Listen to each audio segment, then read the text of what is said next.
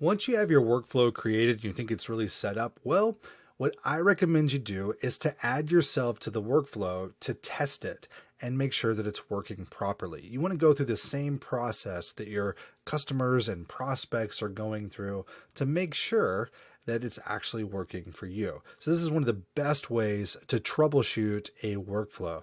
Make sure all the steps are firing appropriately. I would like to opt myself into these campaigns and workflows repeatedly and test out different things to make sure that they're all working appropriately. So to add yourself to the campaign, what you're going to do, add yourself to the CRM. So here's my record here. And then what I like to do is go to active campaigns and then just add the workflow that you want to add. Now, once you're done with that, it should add you in, and then you can go through and test it. Now, another thing that you can do when troubleshooting workflow is just to open up the workflow and make sure that all of your settings are correct. So let's jump into a workflow here that's already been created. So what you want to do is to go through each step and make sure that all of your settings are correct. After you've tested it on yourself, you should see where the hangup is.